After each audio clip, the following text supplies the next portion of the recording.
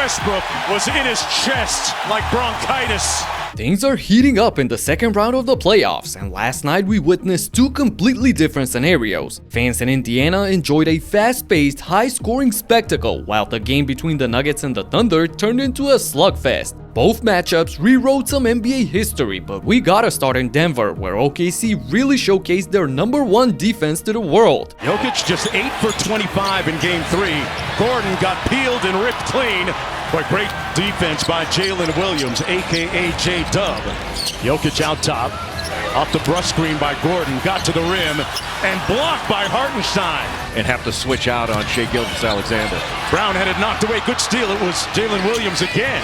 The Thunder put the clamps on the Nuggets early in the game, but then there were some open shots like these that weren't falling either. It's like there was a lid on the basket or some dark magic spell because Denver couldn't hit a shot. And I mean literally, just 2 of 22 from the field for the entire first quarter. That's staggering. Matter of fact, the Thunder weren't any better themselves. As good as their defense was at the start, the offense was twice as bad. With so many bricks and airballs, it looked like a random pickup game on a Sunday afternoon at the rec center. The score says it all, 25 points combined, tying an infamous NBA record for fewest points scored in a quarter ever. And it didn't get any prettier in the second period as well. Just listen to this. The Nuggets and the Thunder went on to miss 31 of their first 32 shots from downtown. To be honest, I'm not sure this ever happened, and I doubt it'll happen again. So, out of all people, Russell Westbrook finally breaks the spell for Denver and receives a standing ovation. Jokic out to the wing. Westbrook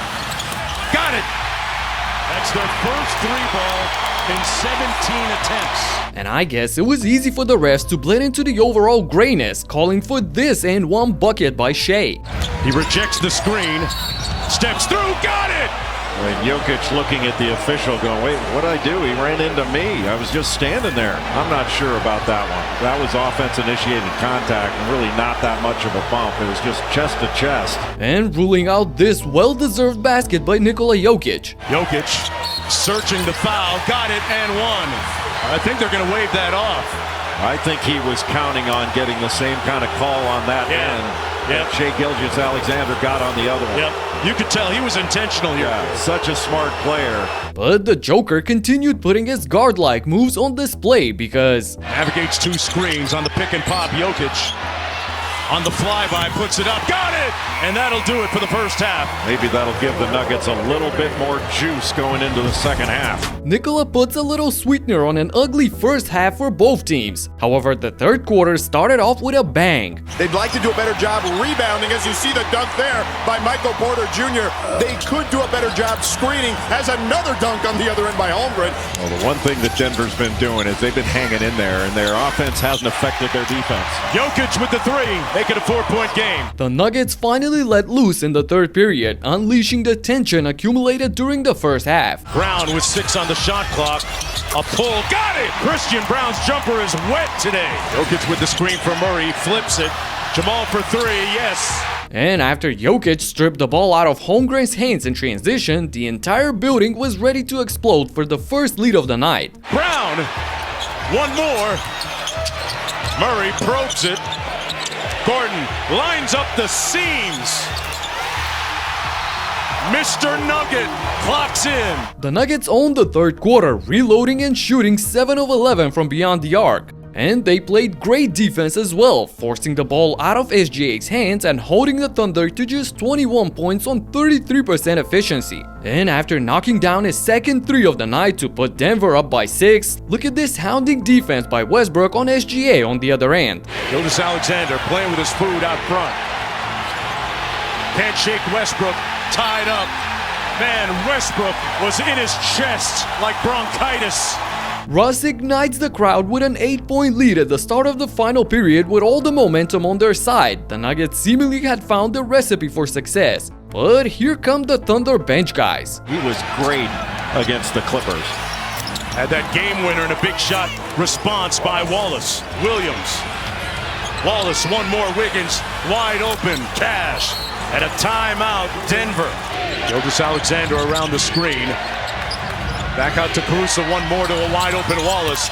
That is pristine. An 11-0 timely run fueled by Cason Wallace put OKC back into the driving seat. On defense, the Thunder clogged the paint around Jokic, leaving Westbrook and Braun to shoot wide open threes which they couldn't convert, falling right back into another slump. Westbrook for three.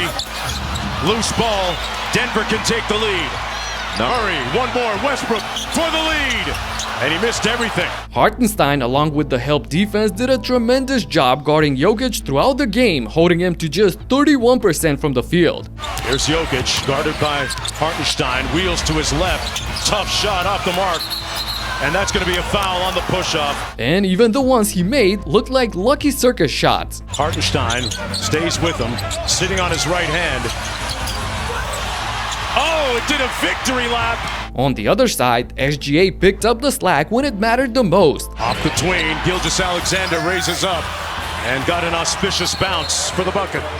Gilgeous-Alexander with the midi, knocks it home. The lead is back up to 5. Gilgeous-Alexander to the rim and the layup. Shai, with 9 of his 25 points in the final period, gave his team a 7-point cushion in the clutch. Jokic finally found himself under the rim with the ball in his hands thanks to AG and was able to cut the lead to 5. And he stayed in front of Shai on the next play to force him kick the ball out of bounds, earning Denver a chance to make it a one-possession game. Personally, I thought they must have pulled a much better shot than this. Murray inside, good catch, Porter Jr.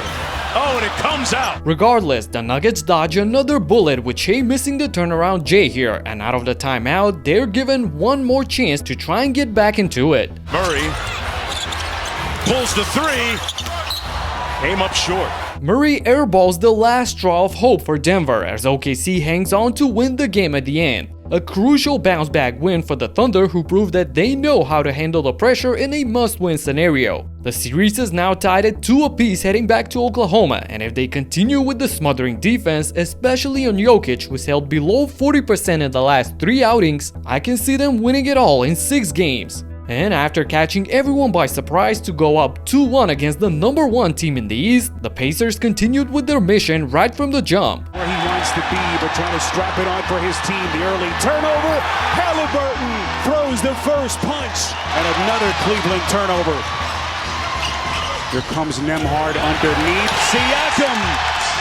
And this is the Pacers. This is their identity right now. Turner.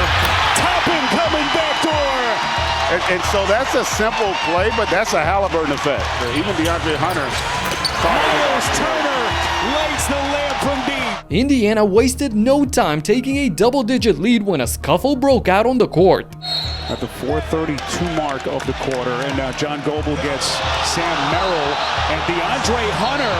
But look out, Turner comes to the defense of Mathurin. Well, you can see something brewing between those two the other night, and that has spilled in and over here to game 4. Right there, that kind of a little bit of a I don't want to say a punch, but the extension of the right arm from Mathurin. DeAndre Hunter's a pretty mild-mannered guy. For him to respond like that, you knew there's something had to happen. I understand why they ejected Ben, but Hunter must have been thrown out as well. Wait till the end to hear what Jalen Rose said about DeAndre "use your brain" Hunter after the game. Anyway, with one of their top scorers out, the Pacers didn't stop there. Matter of fact, they shifted into a higher gear. Reset Halliburton on the attack, slithers to the cup.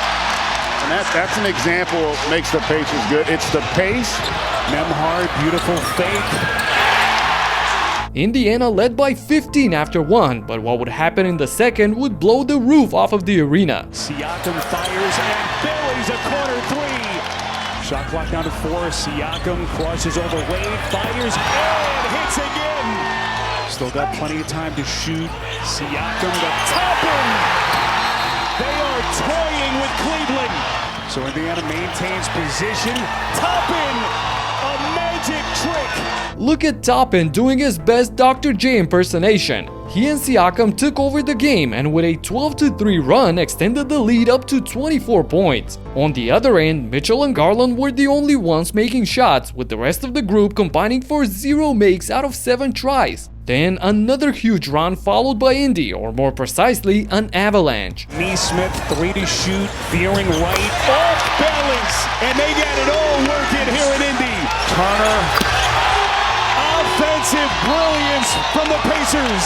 Nesmith Now to Turner. Boy, if this was a boxing match, they'd stop it right now. No doubt. And they smell blood in the water. Turner! It has been an offensive clinic by Indiana. Get this, the Pacers outscored the Cavaliers 42-16 in the second quarter, securing a 41-point lead at halftime, tying their biggest lead ever in a playoff game. Indiana poured in 80 points alone compared to the Denver and OKC game where both teams combined for 78 only. And things went from bad to worse for Cleveland when they found out that Donovan Mitchell got hurt on the shoot-around before the second half. Jared, this was Mitchell just coming out to start the second half to get his warm-ups in, and obviously felt something in that ankle. As the old basketball saying goes, you can't win a game in the first half, but you certainly can lose one. Coach Carlisle used the second half to rest his starting five as the game ended with a 20-point differential, flattering the losing team because this was never truly a contest.